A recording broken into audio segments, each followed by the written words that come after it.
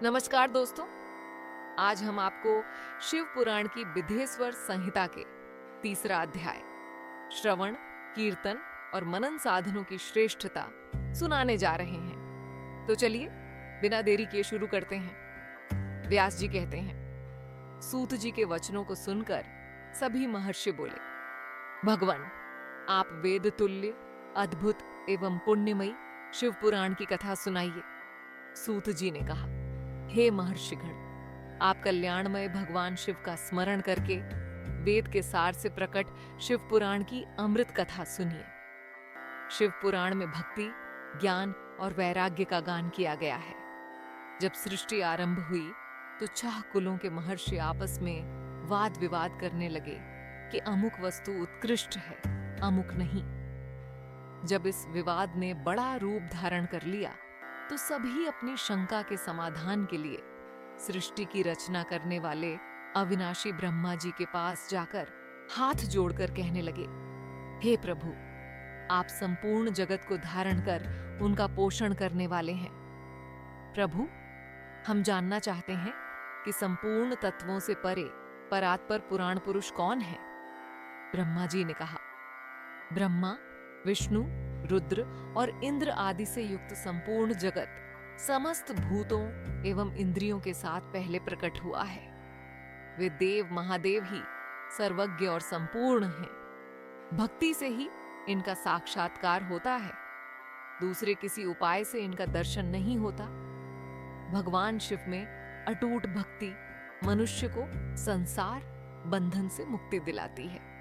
भक्ति से उन्हें देवता का कृपा प्रसाद प्राप्त होता है। जैसे अंकुर से बीज और बीज से अंकुर पैदा होता है।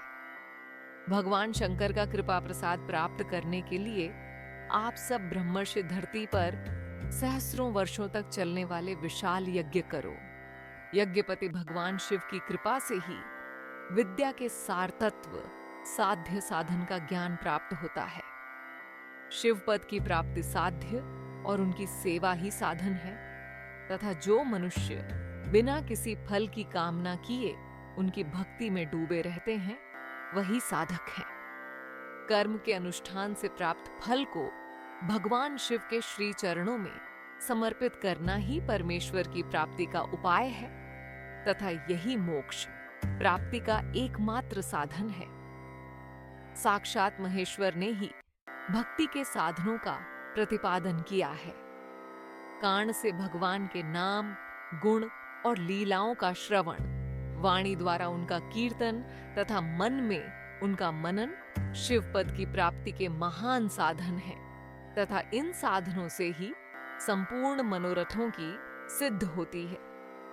जिस वस्तु को हम प्रत्यक्ष अपनी आंखों के सामने देख सकते हैं, उसकी तरफ आकर्षण स्वाभाविक है, परंतु जिस वस्तु को प्रत्यक्ष रूप से देखा नहीं जा सकता, उसे केवल सुनकर और समझकर ही उसकी प्राप्ति के लिए प्रयत्न किया जाता है। अतः श्रवण पहला साधन है। श्रवण द्वारा ही गुरुमुख से तत्व को सुनकर श्रेष्ठ बुद्धि वाला विद्वान अन्य साधन कीर्तन और मनन की शक्ति व सिद्ध प्राप्त करने का यत्न करता है। मनन के बाद इस साधन की साधना करते रहने से धीरे धीरे भगवान शिव का संयोग प्राप्त होता है और लौकिक आनंद की प्राप्ति होती है।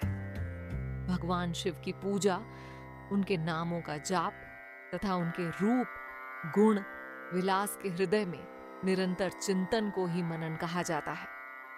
महेश्वर की कृपा दृष्टि से उपलब्ध इस साधन को प्रमुख साधन कहा जाता है।